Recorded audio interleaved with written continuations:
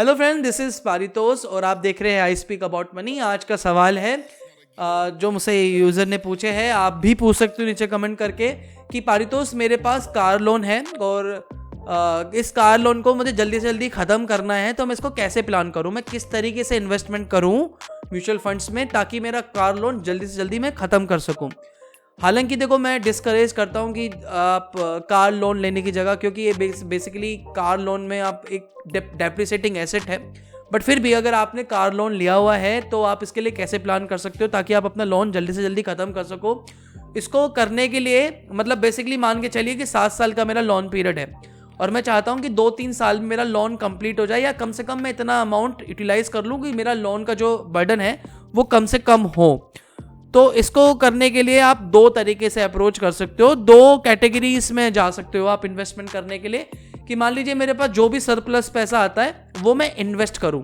मैं यहाँ पे ये नहीं बोल रहा कि आप SIP करो, हालांकि ये अच्छा होगा कि अगर आप इस पर्टिकुलर कार लोन को ख़त्म करने के लिए एक अलग से अपनी SIP कर सकते हो अगर आपके पास सरप्लस है। लेकिन नहीं भी है तो जो भी सरप्लस पैसा आता है आप उसको किसी म्यूचुअल फंड में इन्वेस्ट करो ताकि 2-3 साल के पास एक कॉर्पस तैयार हो जाए और अपना लोन ख़त्म कर लो।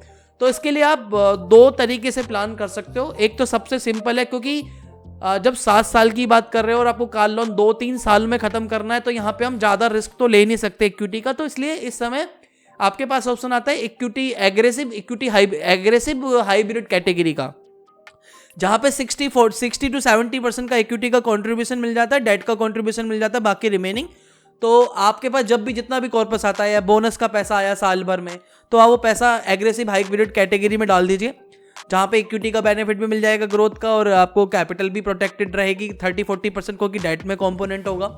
तो 2-3 साल में आपका लगभग आप एक्सपेक्ट कर सकते हो कि आपको 10% 11% का रिटर्न इसमें आसानी से मिल सकता है एग्रेसिव हाइब्रिड फंड्स में।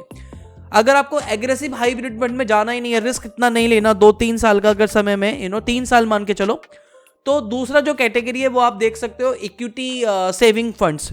इक्विटी सेविंग फंड्स में क्या होता है, इक्विटी सेविंग फंड्स बिल्कुल आपके हाइब्रिड फंड्स की तरह ही काम करता है, लेकिन इसमें क्या होता है कि इसमें आर्बिट्राज फंड्स भी, यानी इसमें आर्बिट्राज का पोर्टफोलियो भी शामिल होता है। मतलब आप जो भी पैसा इन्वेस्ट कर रहे हो 30-40% पैसा प्योर इक्विटी में रहेगा, 20-30-40% आपका रहेगा आर्बिट्राज फंड्स में या आर्बिट्राज नेचर ऑफ इंस्ट्रूमेंट्स में। जैसे कैश मार्केट में खरीदा, फ्यूचर मार्केट में बेचा, तो मतलब जो इक्विटी का कंपोनेंट रहेगा वो आपका हेज रहेगा, बाकी रिमेनिंग कंपोनेंट आपका डेट फंड्स में रहता है। तो आपको इसमें इक्विटी आर्बिट्राज प्लस आपका कैश कंपोनेंट और डेट कंपोनेंट, इस तरीके से आपका पोर्टफोलियो डिवाइड होता है। ये रिस्क की कंपैरिजन में देखा जाए तो एग्रेसिव हाइब्रिड इक्विटी के कंपैरिजन में कम रिस्की होंगे। रिटर्न्स के मामले में देखा जाए तो FD से बेटर रिटर्न्स आपको मिलेंगे, और इक्विटी का बेनिफिट क्योंकि आप 3 साल के बाद रिडीम करते हो तो टैक्स बेनिफिट भी आपको मिल जाता है अगर आपका 1 लाख रुपए से कम का कैपिटल गेन है। तो अगर आपको कार लोन का अमाउंट प्री पे करना है, कार लोन को खत्म करने के लिए यूज करना है, तो 2 कैटेगरी ध्यान रखिए। एग्रेसिव हाइब्रिड इक्विटी कैटेगरी, इसमें जैसे जैसे कॉर्पस मिलता रहता है, जैसे सरप्लस पैसा आता है, महीने का जितना भी सरप्लस पैसा बचा पाते हो आप इसमें एलोकेट करना शुरू कर दीजिए। 2-3 साल में अमाउंट रेडी होगा, उसको यूटिलाइज कर सकते हो अपने कार लोन को प्रीपे करने के लिए, या इक्विटी सेविंग फंड की तरफ भी जा सकते हो।